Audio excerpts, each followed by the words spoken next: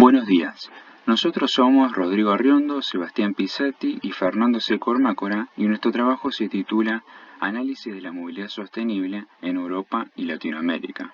Se enmarca en el PI de Diseño de Estrategias para la Promoción de la Movilidad Sostenible en Aglomerados Urbanos, caso de estudio Gran Santa Fe, dentro del Grupo Científico de Estudios de Transporte, Accidentología y Movilidad, perteneciente a la Regional Santa Fe de la Universidad Tecnológica Nacional.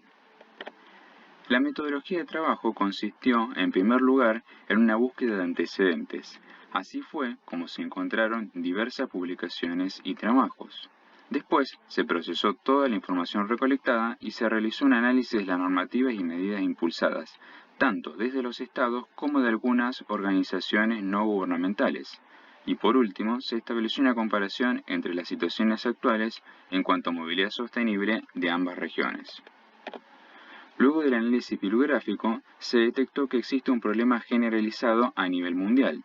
Básicamente se debe a una ineficiencia de los sistemas de transporte convencionales, que suelen centrarse solamente en satisfacer las necesidades de la población y dejan de lado el impacto que conlleva el uso ineficiente de la energía. Los problemas de movilidad se deben a dos procesos muy concretos. Uno es la utilización del espacio urbano para generar nuevas vías de transporte.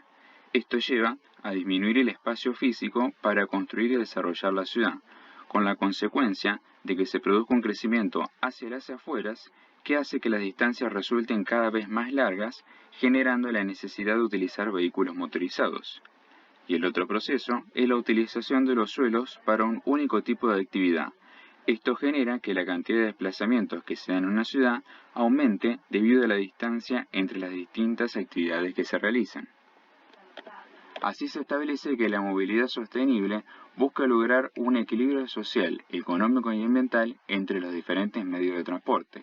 Y más concretamente, el Banco Mundial establece que la movilidad sostenible gira en torno a 4 metas: un acceso equitativo a los distintos medios de transporte, seguridad y protección para los usuarios, que ese conjunto de sistemas de transporte funcione de manera eficiente, y tener capacidad de respuesta a los problemas climáticos para reducir al mínimo la contaminación. Básicamente el objetivo es permitir que convivan en un mismo espacio tanto personas como medios de transporte.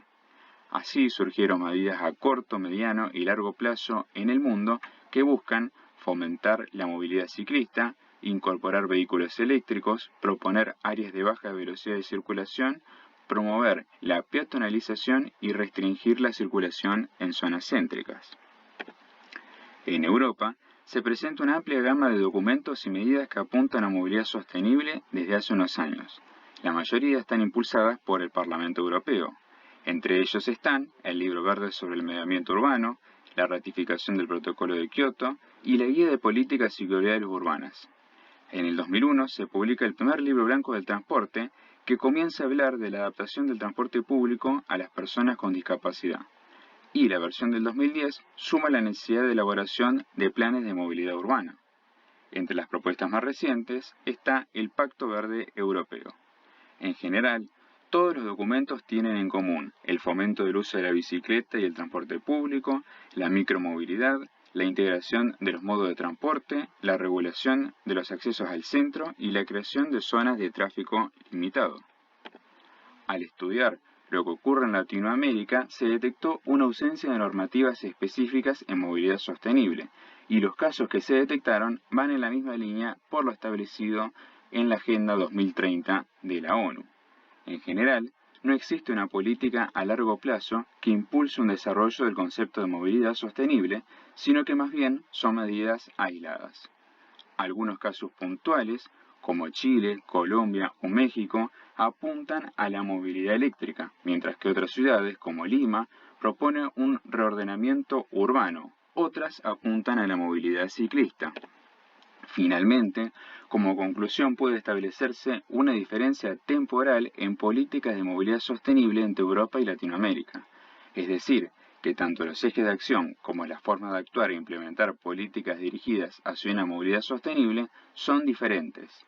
Al menos en los casos estudiados de Latinoamérica, ninguno presenta normativas claras y definidas, como tampoco una unificación de criterios a nivel regional, a diferencia de lo que pasa en Europa. Muchas gracias.